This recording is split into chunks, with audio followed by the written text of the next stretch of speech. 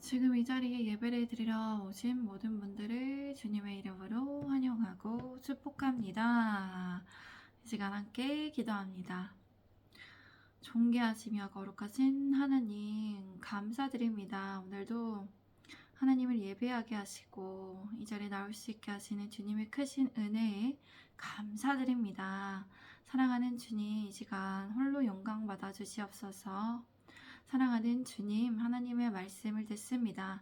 하나님의 말씀을 듣고 깨닫는 은총을 내려주시고 지혜와 지식도 총명도 부어주시옵소서. 함께하여 주시옵시고 다스려 주시고 우리를 지도하시고 통치하여 주시옵소서. 주님께 맡겨드립니다. 이 모든 말씀을 우리 구주 예수 그리스도의 이름으로 기도드립니다. 아멘. 오늘 설교의 주제는 우리는 복이 있는 사람입니다. 입니다. 우리는 복이 있는 사람입니다. 입니다. 시편의 65편은 다윗의 시입니다. 이 시는 회중 찬양시로 구분이 됩니다. 이 시에서는 하나님께서 자신의 택한 백성의 기도를 들으시며 영적 교제를 하심에 대해서 말하고 있습니다. 또한 하나님께서 자기 백성을 보호하시기 위해 세상 모든 것을 친히 주장하시고 주관하심을 전합니다. 그리고 하나님께서 인간의 행복한 삶을 살 수 있는 터전을 주셨음을 말합니다. 그렇게 모두가 하나님을 즐거이 외치며 찬양함을 말하고 있습니다.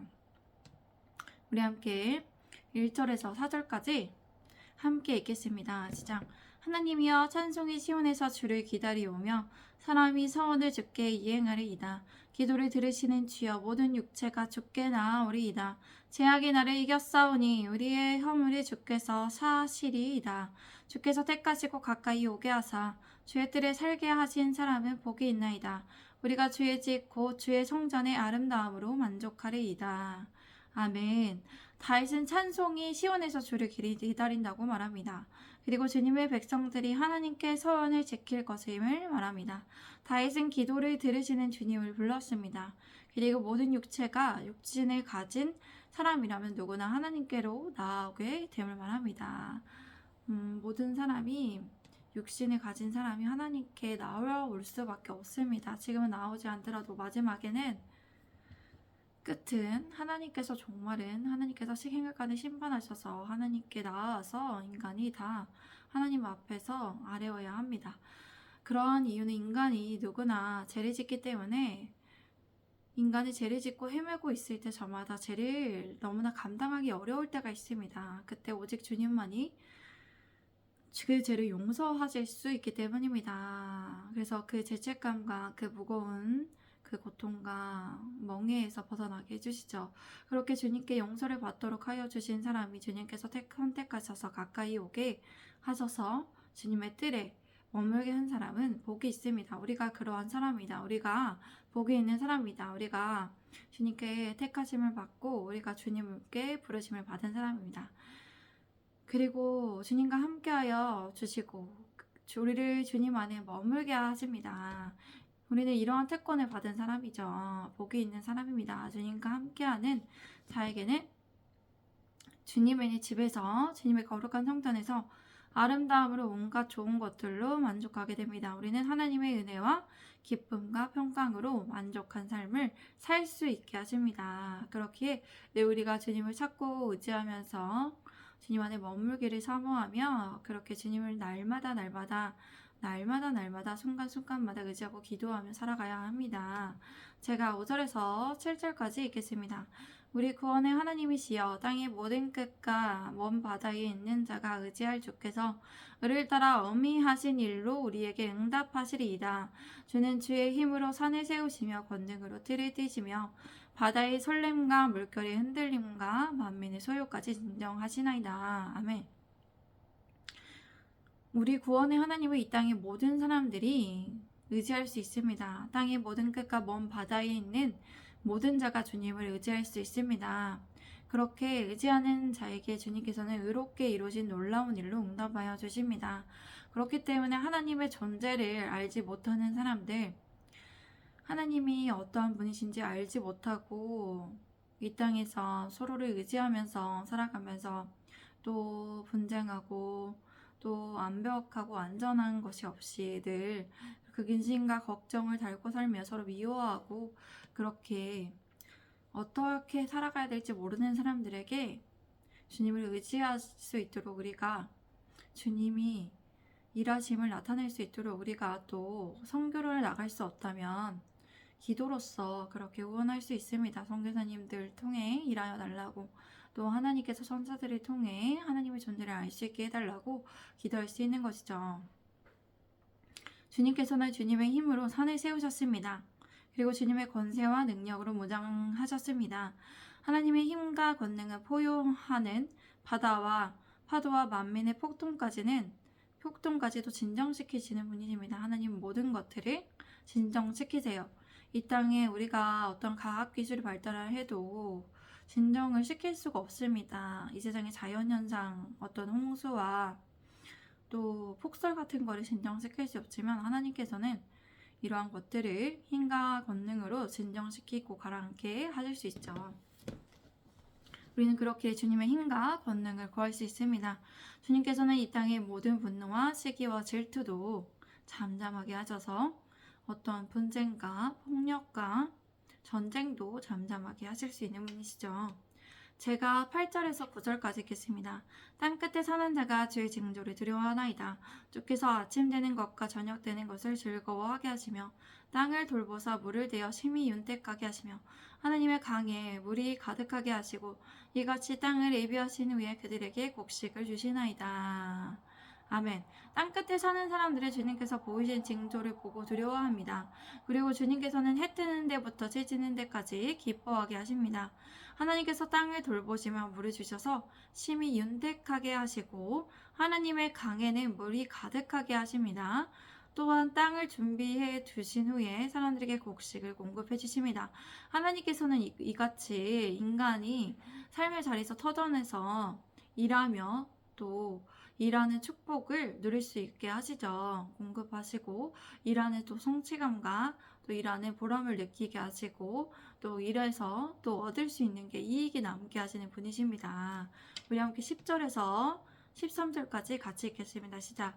주께서 밭고랑에 물을 넉넉히 대사 그 이랑을 평평하게 하시며 또 담비로 부드럽게 하시고 그 싹에 복을 주시나이다.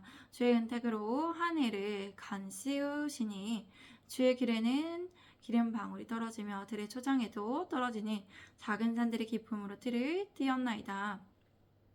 초장은 양떼로 옷 입었고 골짜기는 곡식으로 덮였음에 그들이 다 즐거움에 미치고 또 노래하나이다.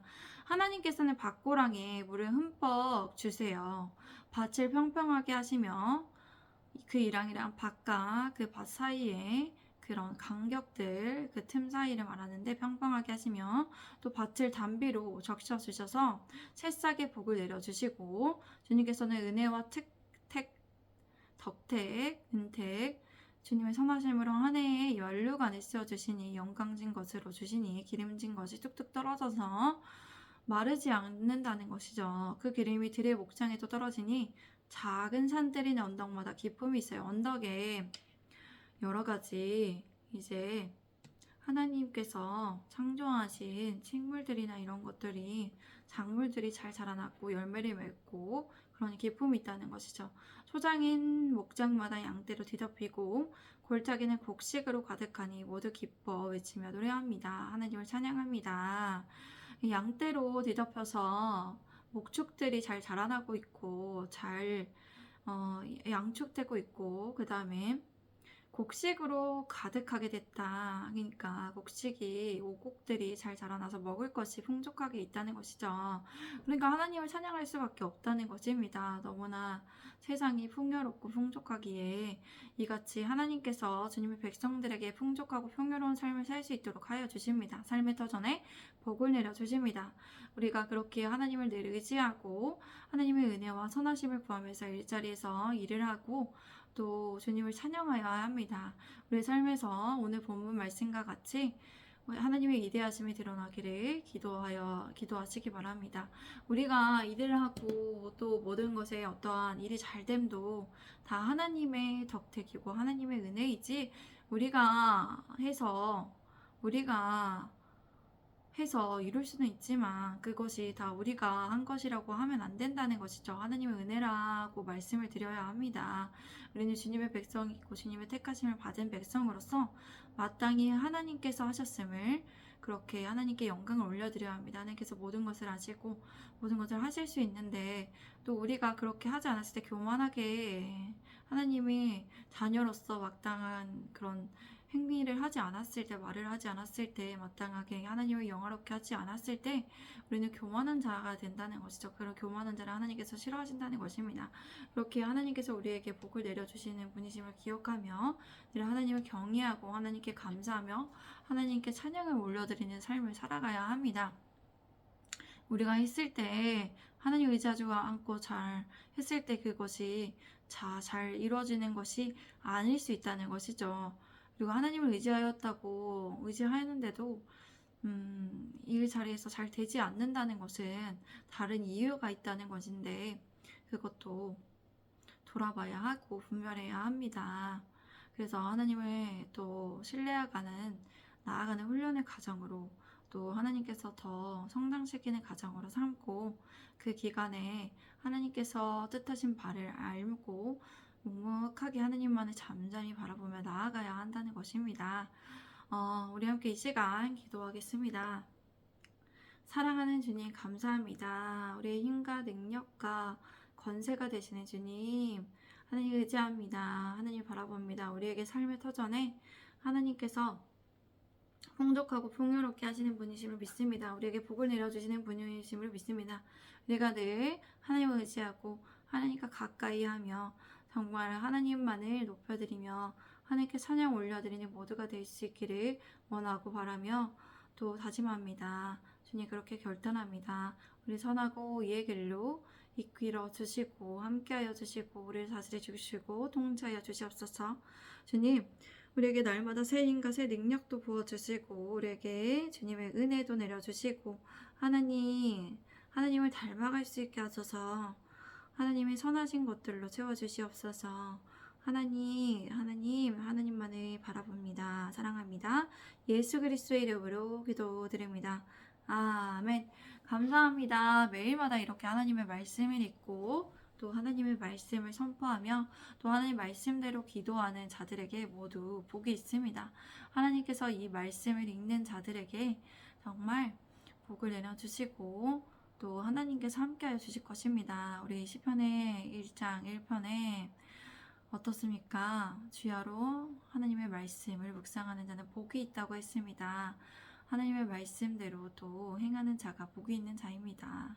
우리가 이 사실을 기억하며 늘 삶의 자리에서도 늘 하나님의 말씀을 읽고 묵상하고 기도하며 하나님을 예배하시는 삶의 예배자가 되어서 살아가시며 늘 하나님의 좋은 것들로 채우심을 받으시기 바랍니다. 감사합니다. 샬롬.